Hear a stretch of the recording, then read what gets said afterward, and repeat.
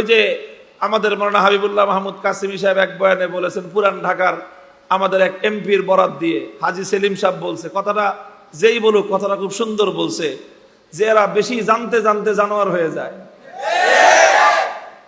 জানতে জানতে জানোয়ার হয়ে গেছে, এত জানার দরকার নাই।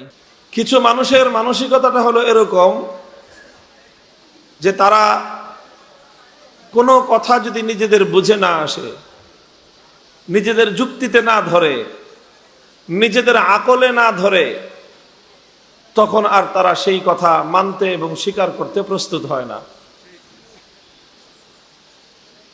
চাই সেই কথাটা আল্লাহর কোরআনের দ্বারা প্রমাণিত হোক, চাই সেই কথাটা ইসলামের কোনো অকাট্য দলিল দ্বারা প্রমাণিত হোক।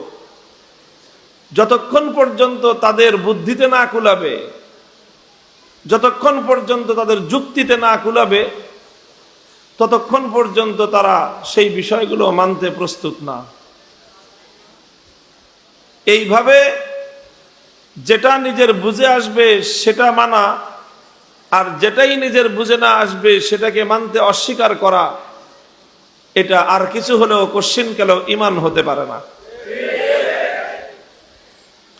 যেরকম আমাদের এখানে যে আলোচ্য বিষয়, সেটা হলো ইসলামের একটা মৌলিক আকীদা হলো আল ওয়াজনু হাক্কুন।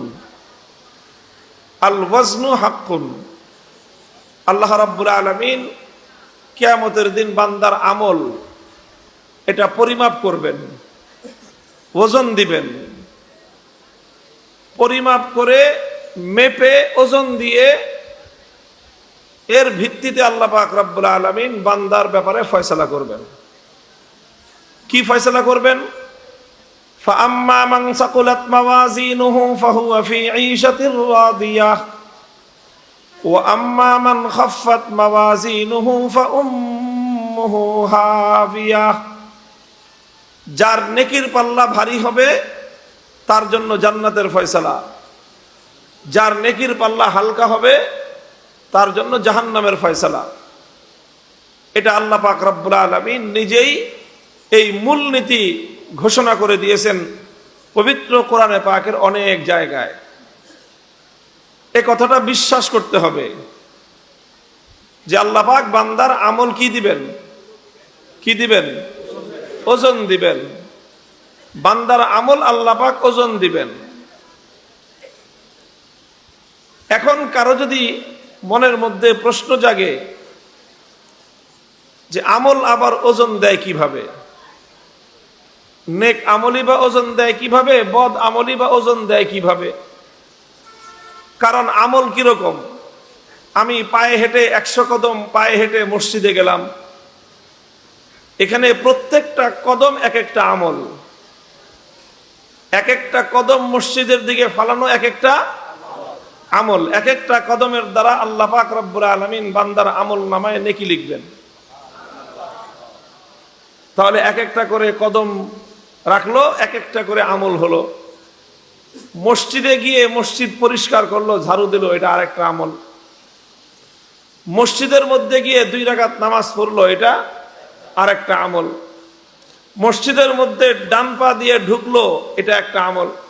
মসজিদ থেকে বাম পা দিয়ে বের হলো, এটা আরেকটা আমল। তো মানুষ চলতেছে ফিরতেছে, এগুলোই তো আমল। তো এটাকে আবার ওজন দেয় কিভাবে? এটাকে ওজন দেয় কিভাবে? এটা মানুষের মাথায় না ধরতে পারে, বুঝে না আসতে পারে। এখন বুঝে আসে নাই বলে এটাকে অস্বীকার করে দেওয়া, এটাই হলো নাস্তিক্যবাদ। নাস্তিক্যবাদ কি জিনিস? নাস্তিক্যবাদকে বলা হয় সেটা সংশয়বাদিতা। নাস্তিকদের কোনো বিশ্বাস নাই। তাদের বিশ্বাস হলো সব কিছুর ব্যাপারে সন্দেহবাতিক। এরা সন্দেহবাতিকতার রোগের নাম হলো নাস্তিক্যবাদ। পাত দিছে কি দেয় না এই ব্যাপারেও তাদের সন্দেহ। উযু ভাঙছে কি ভাঙে না এটাও সন্দেহ। সব ব্যাপারেই সন্দেহ। এই সন্দেহবাতিকতার নাম কি? নাস্তিক্যবাদ। মুহতারাম হাজিরিন, তো বলতেছিলাম যে এই যে সংশয়বাদিতা, যে যেই জিনিস বুঝে আসে নাই সেই জিনিস মানতে অস্বীকৃতি জ্ঞাপন করা, এটা একটা বড় ফিতনা।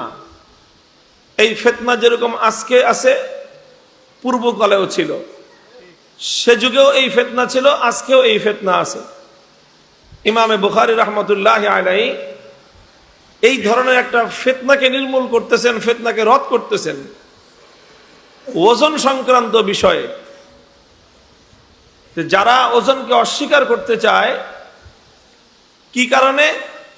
নিজেদের বুঝে আসে নাই, এই জন্য তারা ওজনকে অস্বীকার করে। ইমাম বুখারী রাহমাতুল্লাহ আলাইহি তাদের এই মতবাদ, এই মানসিকতাকে খণ্ডন করতেছেন। কিভাবে খণ্ডন করতেছেন? ওজন যে সত্য, ওজন যে বাস্তব, এটাকে তিনি প্রমাণ করতেছেন যে আল ওয়াজনু হাক্কুন, বান্দার আমল ওজন দেওয়া হবে, এতে সন্দেহের কোনো অবকাশ নেই। ইমাম বুখারী রাহমাতুল্লাহ আলাইহি এই ব্যাপারে প্রমাণ দিয়েছেন। কি প্রমাণ দিয়েছেন? প্রমাণটা কি? ইমাম বুখারী রাহমাতুল্লাহ আলাইহি দুটো প্রমাণ দিয়েছেন এবং দুই প্রমাণের উপরেই তিনি ক্ষান্ত থেকেছেন। এক নম্বর প্রমাণ দিয়েছেন আল্লাহর কোরআন থেকে, দুই নম্বর প্রমাণ দিয়েছেন আল্লাহর নবীর হাদিস থেকে।